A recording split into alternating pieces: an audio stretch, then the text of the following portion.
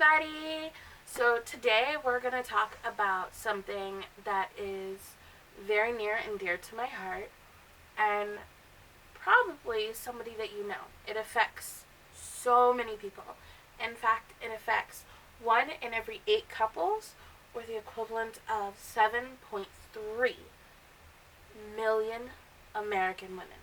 That is so many people. So it's very likely that you know somebody that is living with infertility and just maybe don't know it yet.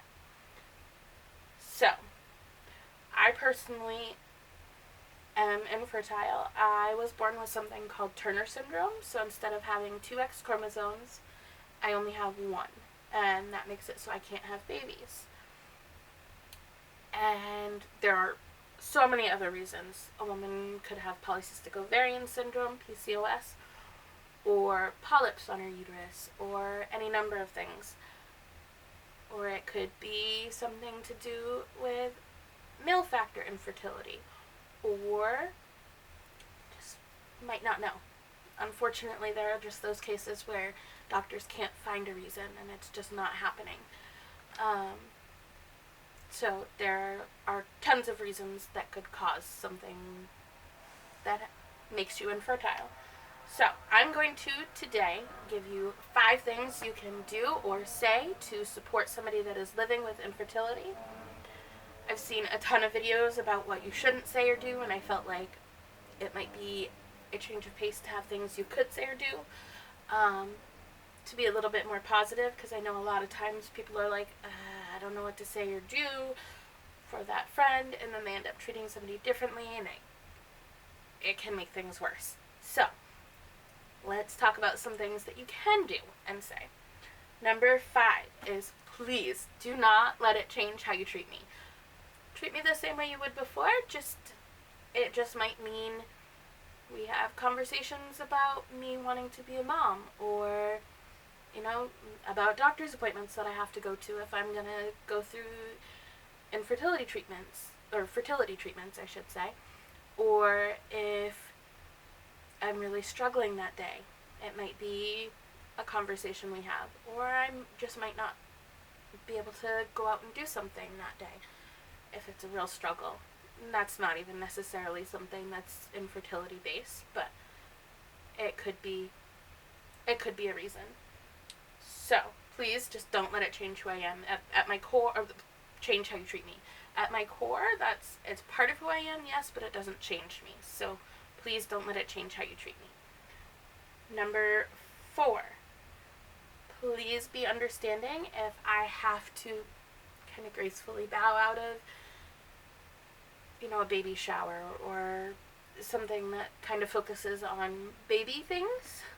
As much as I am excited for you, thrilled for you, it may be things are hitting me a little harder than I thought they were going to, and I'm sad that I can't have my baby. It's not that I'm upset that you're pregnant or that I don't want to go to this event. It's something I'm struggling with, not about you. So please try not to take it personally. Number 3. Probably one of the biggest ones. Please just listen. I don't know how many times when I've told somebody that I'm infertile, I've heard, "Oh, it'll happen when you stop trying," or, "Oh, it'll happen when the time is right. You're just not ready yet," or, "God will see fit when you're supposed to." And what they don't understand is that in my situation, there is no possibility for me to have babies without going through IVF or adoption. I can't. My body physically cannot. So hearing those, "Oh, it'll happen when the time is right," it can be really hurtful. And I know people are coming from the right frame of mind. They're trying to be supportive, but you don't know every woman's story. You don't know why she can't have babies. So saying something like that could be really hurtful, because it could be some unknown reason that she can't, and she already feels like she's trying enough, and saying something like that might make her feel like she's not doing enough. And it's hard. So just listening, just be like, that must be really hard to go through, or I'm so sorry you're having a rough day with it. And that kind of thing would be way more supportive than, oh, it'll happen when the time is right. Number 2, please include me in events that are about babies. I totally would feel so much worse if somebody left me out of a baby shower because they thought they were going to hurt me. I'd much rather be asked and then be able to decide, no, I don't think I can handle that today. Or, yeah, I really want to go. I really want to be excited.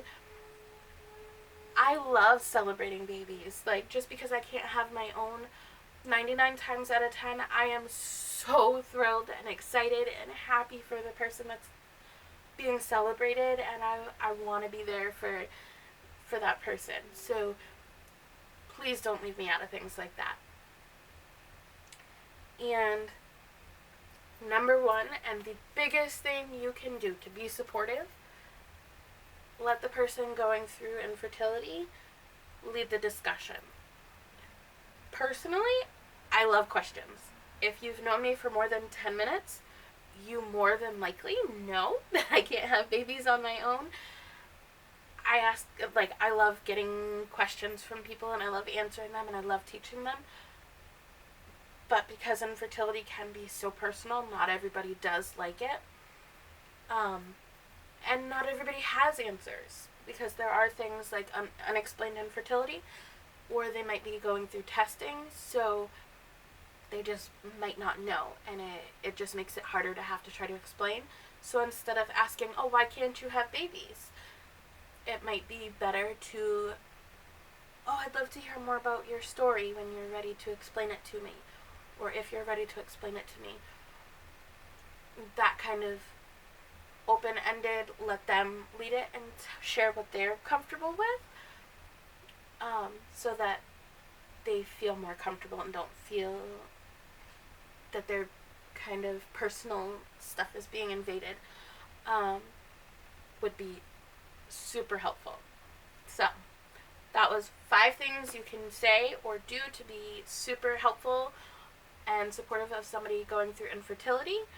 If you guys like this video, please like down below.